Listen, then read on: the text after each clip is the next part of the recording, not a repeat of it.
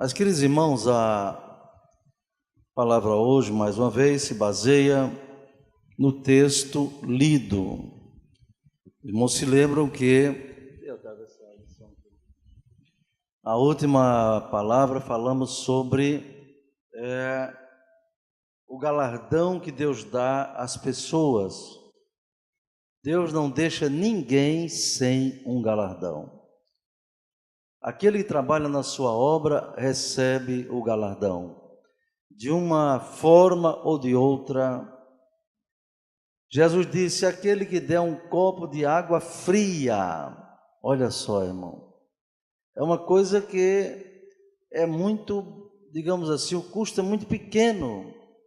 Aquela água que você consome na sua casa, durante o mês todo, e vem aquela fatura da Caerne, não é? R$70, R$50, 150, sei lá quanto for, é proporcionar a quantidade d'água que você gasta, não é? Mas você pense que dividindo quantos 1000 litros você usa por mês, não é? Você vai ver que o valor de um copo d'água, 100 ml, 200 ml, é muito baratinho, não é? Quase não, você não pode dizer que tem um valor monetário significativo. O valor da água está no seu valor, a sua natureza, como alimento para o nosso corpo, que é indispensável para o nosso corpo. Mas o valor monetário da água é muito baixo, a não ser essa água que você compra no supermercado, aí nos aeroportos, hotéis, aí fica caro, mas a água em casa é muito barata. Mas Jesus disse: aquele que der, nem que seja um copo de água fria, a um dos meus pequeninos, não ficará sem o seu galardão. Dê glória a Deus por isto. É por isso que você, podendo fazer o bem a um servo de Deus, a uma serva de Deus, não deixe de fazer. Pois a Bíblia diz: aquele que pode fazer o bem e não faz, peca. Aquele que pode fazer o bem e não faz, peca. Você não deve querer se mostrar fazendo o que você não pode. Havia uma irmã lá em Natal que ela causou um problemão muito sério com a sua família, porque ela dava o dinheiro que ela ganhava para todo mundo que ela achava que precisava e se esquecia da sua família, não é? Aí alguém percebeu que aquela irmã era mão aberta, não é? Muito generosa em extremo, e começou a explorar aquela irmã. Irmã, eu estou precisando de R$2.000. Meu irmão, aí arranjava, né? Era outra colar: irmão, eu estou precisando de tanto, irmão, e ela dava tudo. Causou um problema sério, falta de sabedoria. Até para você fazer caridade, como se diz, você tem que ter sabedoria. Já pensou nisso? Tem que ter sabedoria, porque você pode, por exemplo, estar dando uma esmola a alguém para tomar droga, e aí você estará alimentando um vício perigoso, não é? E muitas vezes o crente falha, meus irmãos, deixa de ajudar um irmão que necessita e ajuda uma pessoa ímpia que vai continuar e aumentar a sua impiedade. Mas Deus está dizendo que Ele não deixa um servo seu sem a recompensa, sem o galardão. Aquilo que você fizer, você colherá da parte de Deus. Dê glória a Deus por isto. Então vimos que Deus dá o galardão. Falamos até naquele caso daquele rapazinho pobre, né, que recebeu um copo de leite de uma moça, e anos depois, ele já formado em medicina em Londres, ele operou aquela mulher e ela nem sabia quem era o médico. A operação foi caríssima, mas quando chegou a fatura, estava escrito: já foi pago anos atrás com um copo de leite. Estão lembrados disso, né? Uma história muito singela, mas muito bonita, de a pessoa semear e colher tempos, anos depois. Na sequência desse estudo, irmão, do capítulo 3, Vamos falar agora no versículo 25, abra aí a sua Bíblia e veja o versículo 25. Mas quem fizer agravo, receberá o agravo que fizer, pois não há acepção de pessoas. Observe, o que você fizer, você vai receber de volta. Quem está lembrado, eu me lembro, nunca esqueci esta lei da física, não é? Toda ação provoca uma reação igual e de sentido contrário. Quem se lembra disso? Tudo aquilo que você faz na física, não é? Provoca uma reação igual e de sentido contrário. Isso é uma lei da física, mas também é uma lei da semeadura e da cega. Abra sua Bíblia em Gálatas.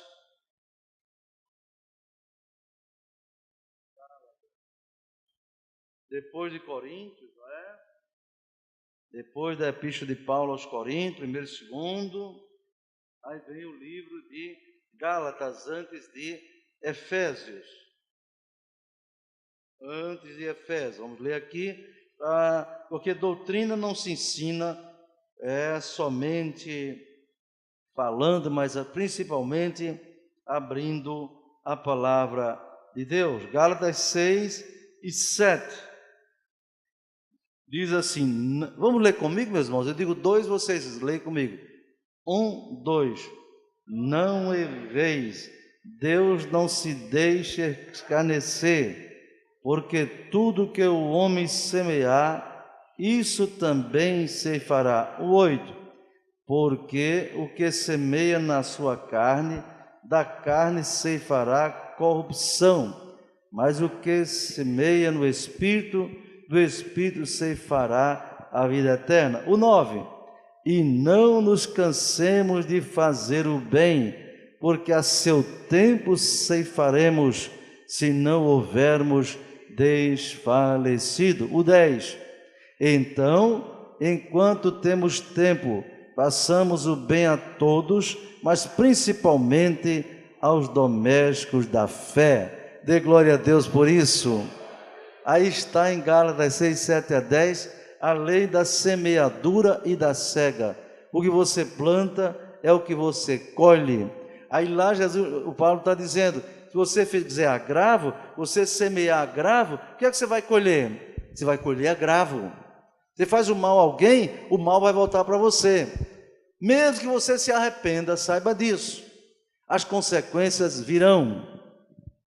As consequências virão. Quer ver um exemplo?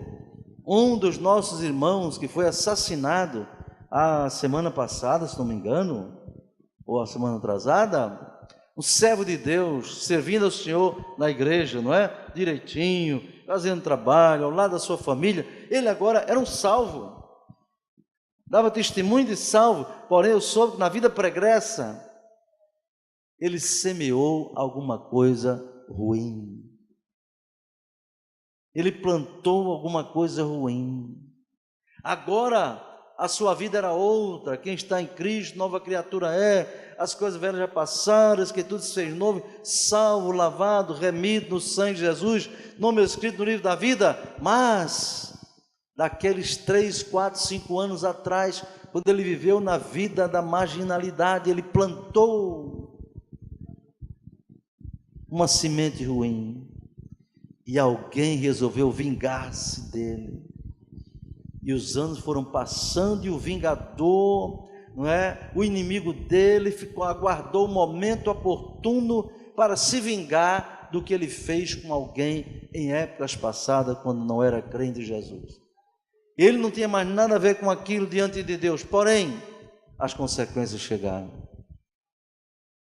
Quem fizer agravo, vai receber agravo. Davi, diz a Bíblia, era um homem segundo o coração de Deus. Que coisa interessante, irmãos, o exemplo da Bíblia. Davi era um homem segundo o coração de Deus. Deus diz, Davi é um homem segundo o meu coração, portanto, um homem segundo o coração de Deus. Mas ele plantou alguma coisa errada. Plantou. Quando ele adulterou com Batseba, quando mandou matar o seu esposo, ele plantou uma semente maligna. Depois se arrependeu. Quando o profeta vai repreendê-lo, em nome do Senhor, diz: pequei, reconheço que eu pequei. Aí o profeta diz: e Deus traspassou o seu pecado. Você não vai morrer. Sim, Davi não morreu por causa daquele pecado, mas as consequências vieram. As consequências vieram daquela plantação maligna, irmão. Um filho dele estuprou a própria irmã. Depois um filho rebelou-se contra ele, Absalão, e quis matar o próprio pai. Sabe o que era isso? Consequência da semeadura. Ele fez agravo. A Bíblia diz: vai colher agravo. Querido irmão, jovem, criança, adolescente, adulto, obreiros do Senhor, pensemos no que estamos semeando hoje. O que é que estamos plantando hoje? O que esperamos colher no futuro? O que você espera colher no futuro para você e para a sua família, meu querido irmão, plante hoje. Plante hoje. Quer ver uma coisa boa que você deve plantar? Plante sementes de amor. Se fosse você, como diz o pregador, dá glória a Deus. Plante amor. Plante amor. Plante semente de amor. Mais tarde, na sua velhice, você vai dizer: ó Deus, valeu a pena. Valeu a pena, Senhor. O que estou colhendo hoje é resultado do que plantei há muitos anos atrás. Você que é marido, ame a sua esposa. Semeie amor com ela e ela com você. Eu sempre tenho dito para os casais, quando dou seminário para casais, o amor é como uma planta. Suponha que essa rosa aqui, ela é de plástico, mas vamos supor que ela fosse verdadeira, fosse natural. Ela só está aqui, essa planta aí, faz bem uma semana, sei lá, assim bonita, porque ela é artificial, é de plástico, não é, irmão? Mas se ela fosse natural, depois de uma semana aqui dentro da igreja, sem botar água, nada, ela estaria assim? Não.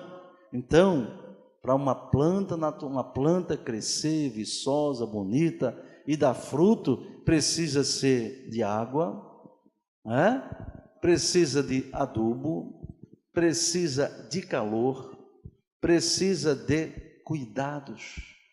A planta natural, viu? Então você quer que sua família seja uma família abençoada?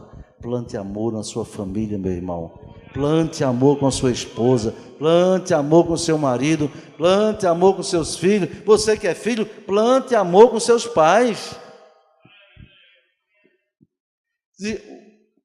Paulo diz em Efésios capítulo 4: filhos, vós filhos, honrai a vossos pais, porque é o primeiro mandamento com promessa. Sabe o que é que diz lá em Êxodo capítulo 20? Honra teu pai e a tua mãe, para que sejas feliz na terra. Quem quer ser feliz, honre seu pai, honre sua mãe, plante honra, plante respeito, plante consideração a seus pais. Meus irmãos, tem uma geração hoje de filhos rebeldes, filho de crente mesmo, e muitos são rebeldes por culpa dos seus pais. Olha, irmão, tem pai e mãe que não sabe nem que história é essa de culto doméstico. Nunca fez um culto doméstico com a sua família. Você está semeando, meu irmão. Você está plantando, meu irmão. Aí o filho nunca faz o culto doméstico, não ora com os filhos, não canta com os filhos, não lê a Bíblia com os filhos. E amanhã o filho é um drogado. E quando vem descobrir, o último a saber é papai e mamãe. Daqui a pouco descobre que a filha é uma prostituta, uma lésbica, não sei o quê. O último a saber é papai e mamãe. E eu pergunto: você plantou sementes de amor com essa família? Você plantou sementes de cuidado? Você zelou pela planta do amor na sua família? Não, seus filhos viviam na internet, vendo tudo que eles queriam, sua mulher vivia na novela, assistindo toda porcaria, e o demônio entrando na sua casa. O que você está plantando é que vai colher, meu irmão, mas ainda é tempo. Veja qual é a plantação que tem na sua vida, veja qual é a plantação que tem na sua casa, e se estiver tudo errado, arranque as ervas daninhas, arranque as plantas malignas, arranque a semente maligna, ainda que o terreno fique sem nada, vá aos pés de Jesus e diz: Senhor, a partir de hoje eu quero plantar sementes de amor, eu quero plantar semente de paz na minha família, eu quero plantar semente de cuidado, eu quero plantar semente de fé. Nosso irmão Jefferson cantou: se você perdeu tudo nessa vida, mas não perdeu a fé, você não perdeu nada. Porque a fé, meu irmão, ainda que ela seja pequenininha, ela vai dar fruto. A fé é uma potência, meu irmão. A fé é o firme fundamento das coisas que se esperam e a prova das coisas que se não vê. Plante semente de fé na sua família, no seu lar, na sua vida. Plante semente de amor, plante semente de bondade, plante semente de generosidade, plante semente de bom relacionamento com as pessoas. Tem crente cara de pau, meu irmão, que ele não gosta nem de estar perto dos outros.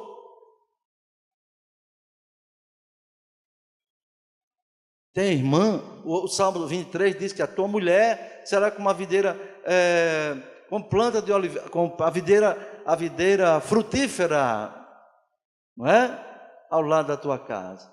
Videira é uma planta boa, dá fruto gostoso, é para pé de uva, etc. Mas tem mulher, meu irmão, parece que ela é um pé de chique-chique.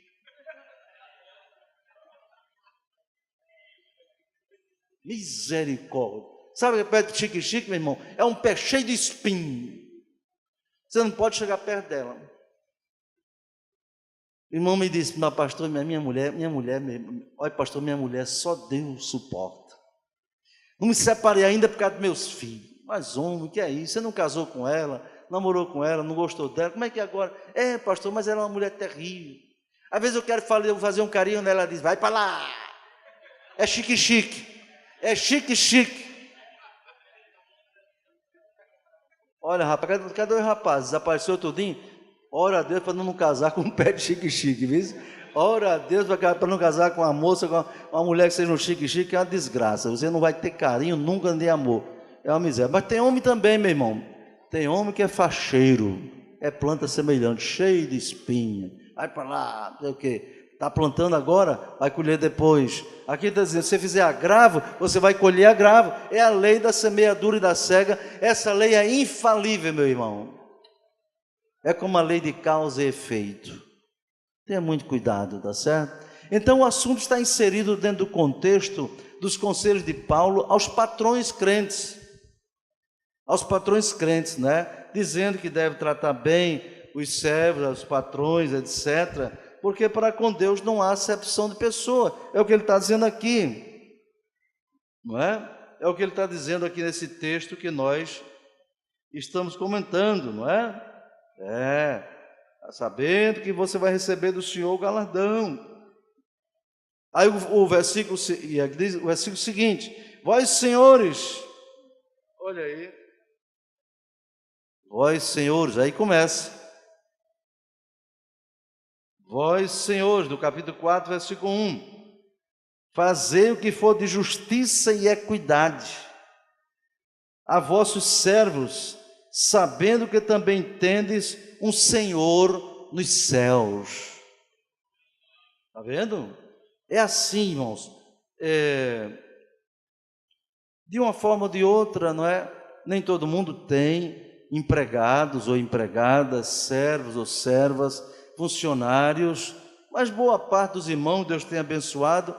Então tem irmão que tem a sua loja, tem o seu comércio, tem o seu mercadinho, tem sua cantina, não é? E aí tem empregados, que nem às vezes a empresa é familiar, é só o marido e os filhos mesmo, aí não pode ser considerado empregado, é empresa familiar sim, não é?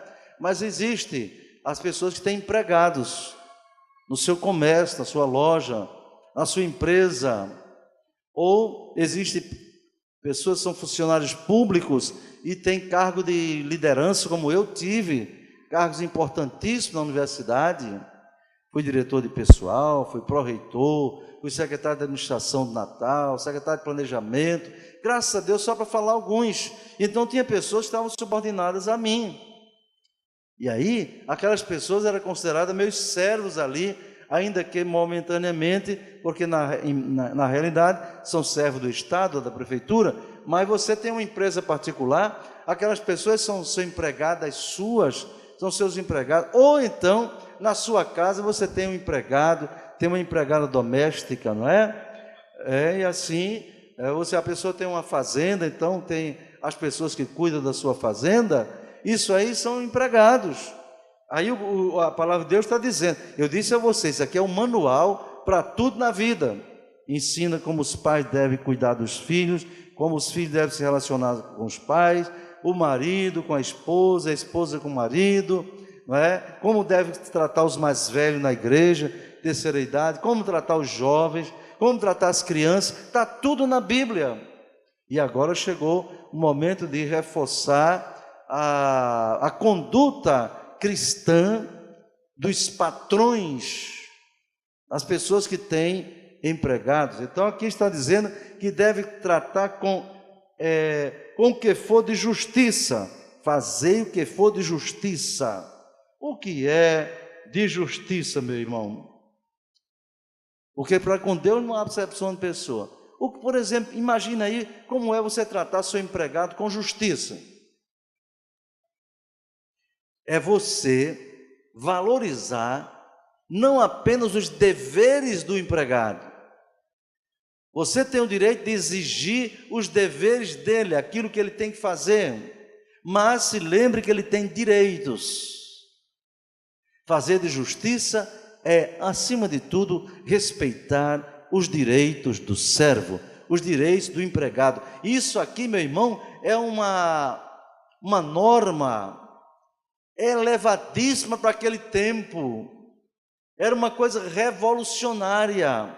O cristianismo trouxe uma verdadeira revolução no bom sentido para o relacionamento entre as pessoas. Paulo estava escrevendo assim a igreja de Colossos, e naquele tempo, sabe o que é que tinha, meus irmãos? Não tinha muitas classes sociais, classe A, classe B, classe C, classe D, classe E, classe alta, classe média alta, classe média baixa, classe baixa, não sei o quê. Tinha isso não. Não havia mobilidade social, a pessoa não progredia de servo para classe média, para ter uma posição de destaque na sociedade, ser um patrão, isso não. Eu fui professor de História da Economia. Então o que havia era uma classe social, eram pouquíssimas classes sociais. Havia os nobres, em resumo, os nobres e os plebeus. Os nobres eram aqueles do palácio do rei, do imperador, eram os militares de alta patente, esses eram chamados nobres, entendeu? Os plebeus, a plebe, era o povo que trabalhava nas aldeias, nas fazendas, entendeu? Nas casas das pessoas. Não havia, meu irmão, direito não. Não havia direito trabalhista não na época de Paulo.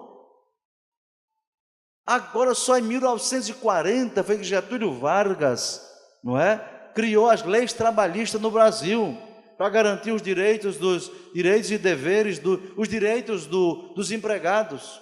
Consolidação da lei do trabalho, que ainda está em vigor com algumas modificações. Mas na época de Paulo, né, em pleno Império Romano, ele chegava para os patrões, mas ele estava falando para patrões crentes. Os patrões não crentes, irmãos, eles tinham empregado com uma propriedade dele, um objeto dele. Entende? Não tinha relacionamento com justiça, não. O empregado não tinha hora para trabalhar, não tinha hora para dormir, não tinha hora, não. Era para fazer o que o patrão queria e acabou. E se não quisesse, apanhava, levava chibatada deitado no chão ou amarrado no tronco. E muitas vezes era morto. E não havia nenhuma indenização para a família, para nada. Escravo era um objeto dos ricos, irmãos. Entendeu? Escravo era objeto do rico. Na época de Paulo, era esse relacionamento que havia entre patrões e empregados. Aí Paulo agora chega para a igreja de Cristo, a igreja cristã, e dá uma doutrina avançadíssima. Vós, senhores, fazer o que for justo com ele. Pratique justiça com o seu empregado. Não tinha nenhuma consolidação da lei do trabalho, não, mas aqui está a lei do trabalho na igreja cristã, entendeu? Fazer o que for justo, aquilo que era honesto, aquilo que era reto. Esse princípio, irmãos, foi muito elevado e deve ser aplicado hoje a todos os homens de Deus e mulheres de Deus que porventura tenham empregados. Eu falei aqui que agora os direitos trabalhistas, a presidente Dilma assinou esta semana a nova lei dos direitos das empregadas ou dos empregados domésticos. Tem novos direitos para eles. Hora extra tem que pagar igual como se paga numa empresa. Feriado, se usar, tem que pagar. Fundo de garantia do tempo de serviço, que não tinha, agora tem. Não é? Além das férias, já existia tudo isso, não é? 1/3 de férias, etc. Tudo isso agora foi ampliado, embora ela sancionou agora, só entra em vigor daqui a 4 meses. Mas você que tem empregados ou empregada, se prepare para fazer, como diz a Bíblia, o que for justo. Você não pode pagar fundo de garantia? Não pode pagar hora extra? Então é melhor não ter empregado. É melhor não ter empregado.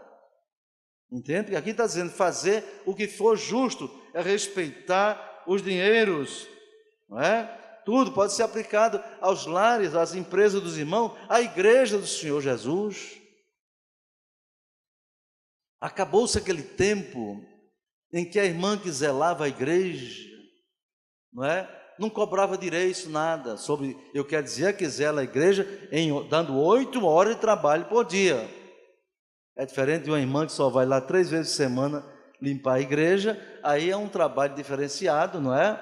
Muitas delas fazem isso com um contrato de trabalho voluntário, recebe apenas para uma ajuda de custo e ajuda de alimentação. Mas se o empregado tem um expediente na igreja completo, tem carteira assinada, ele deve ter todos os seus direitos assegurados. Muitas vezes a igreja lá em Natal, por exemplo, e os obreiros têm que ter prudência. Lá em Natal, por exemplo, tem uma irmã que morava, ela era uma irmã pobre, não é?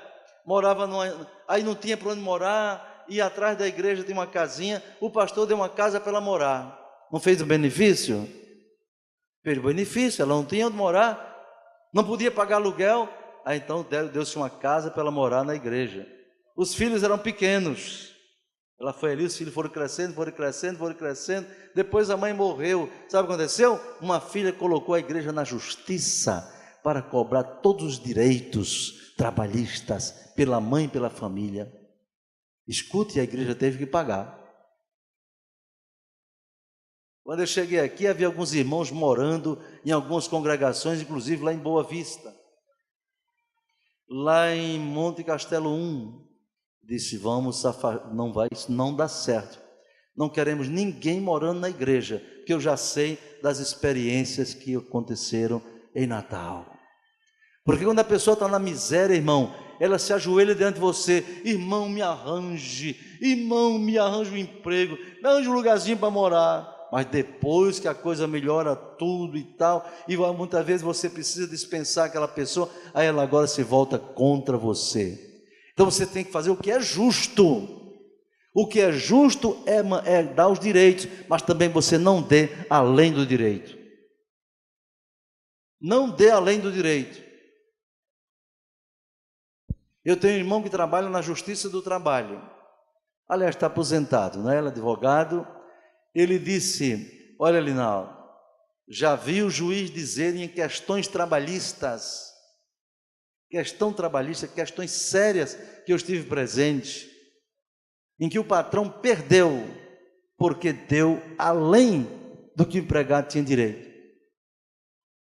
Estou falando aqui o que a Bíblia diz, deu o que é justo. nem dê a quem, nem além. Entende? Quer ver um exemplo? Ele disse, aqui em Goianinha, um senhor, morando numa fazenda, deu uma casa para o empregado trabalhar, para o empregado morar na fazenda. Não é uma coisa boa? Pagava o salário dele, além disso tinha uma casa de 3 quartos, a família morava. Mas depois o patrão dispensou aquele funcionário, aquele empregado, porque não estava dando certo. Ele entrou na justiça. E sabe o que o advogado dele colocou lá? Tantos anos de serviço, isso, aquilo também, e uma casa que ele morava. Espera aí, a casa era do patrão. Sim, mas o advogado disse, acontece que ele morava na casa, a casa valeria um aluguel de R$500, então isso também fazia parte da renda dele. Incrível! E o patrão teve que pagar direito em cima de um aluguel que o empregado não pagou. Mas o juiz avaliou quanto era e disse, não, e tem razão, aquele aluguel que ele não pagou era a renda dele. O contrato foi mal elaborado.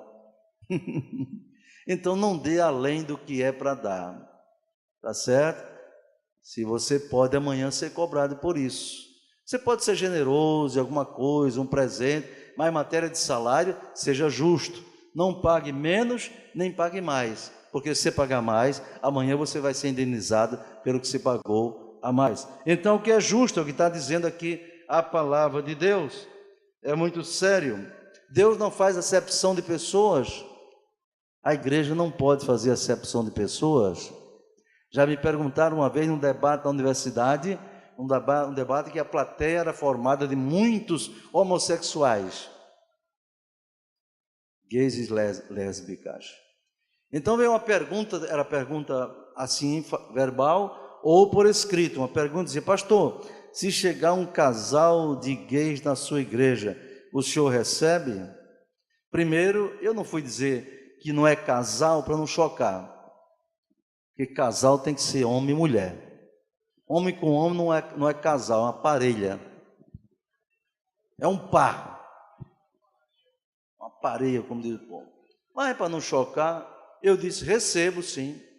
Ah, o senhor recebe? Recebo. Se ele for lá na frente para se entregar, o senhor recebe? Recebo. E pastor? Recebo. Agora tem uma coisa, ele vai passar pelo discipulado, e o discipulado terá a obrigação de, por amor, ensinar a eles o que diz a palavra de Deus. Eles vão saber que Deus fez macho e fêmea, e que a união de homem com homem é abominação ao Senhor. Se eles querem ser membro da igreja, tem que sair daquela vida miserável, abominável, condenada por Deus.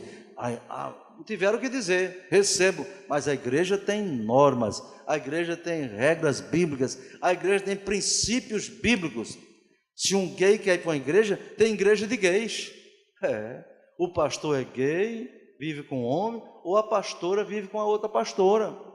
Vá para lá, que lá você pode ser membro. Só que no céu,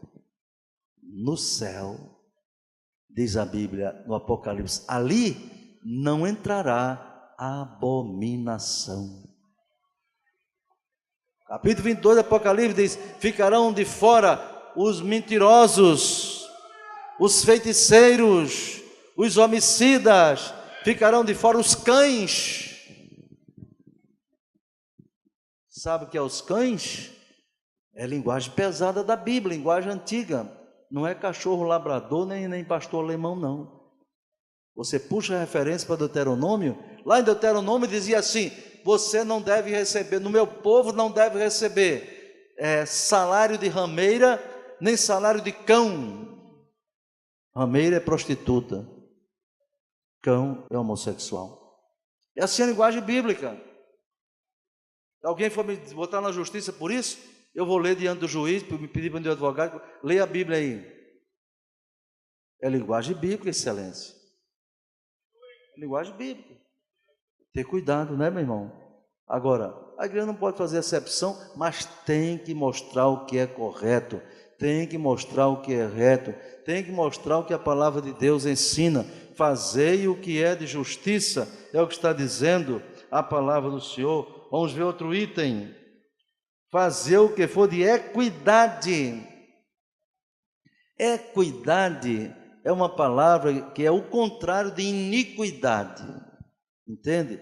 Equidade quer dizer, é algo que você pode chamar, dizer igualmente, tratar as pessoas com equidade, entende, irmãos? Isso é muito sério.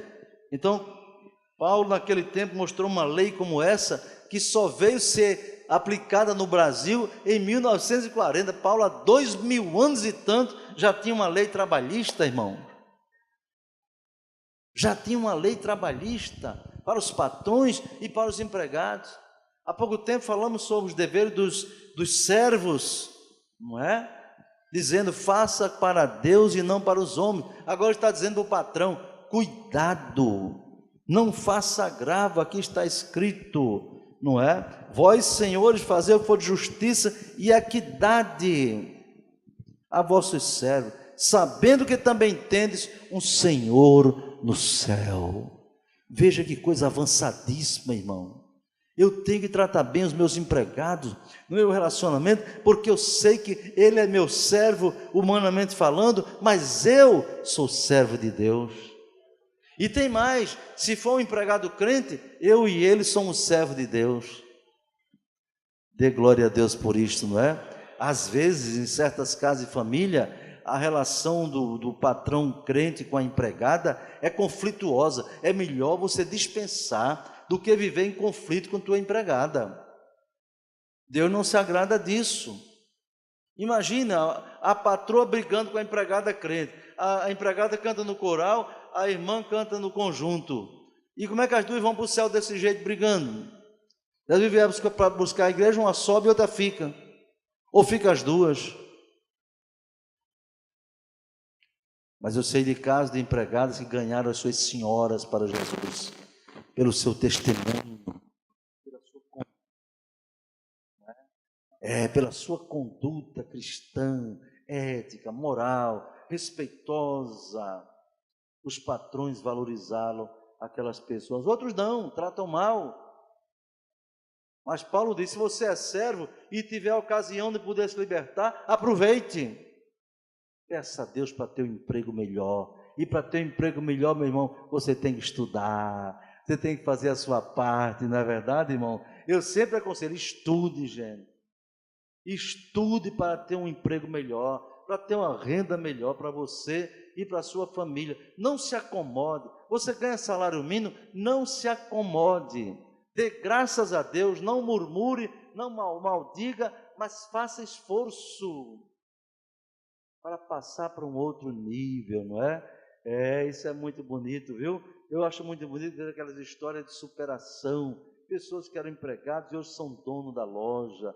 Pessoa que varria a fábrica, agora é sócio da empresa. Sabe o que é isso? Não é por acaso não, é esforço, dedicação, sabe, sua mesmo, se interessa. Louvado seja o nome do Senhor. Outra coisa que é progredir na vida, seja também um dizimista fiel. O pastor está falando muito de dízimo, porque dízimo é bênção, dízimo traz bênção. Eu tenho um livro lá em casa, esgotado, você não encontra mais em lugar nenhum. O nome do livro é O Comerciante de Deus. O Comerciante de Deus. Né? Esse livro conta a história de um rapaz norte-americano, de um estado americano, e na Grande Depressão de 1929, em que as bolsas de valores tiveram uma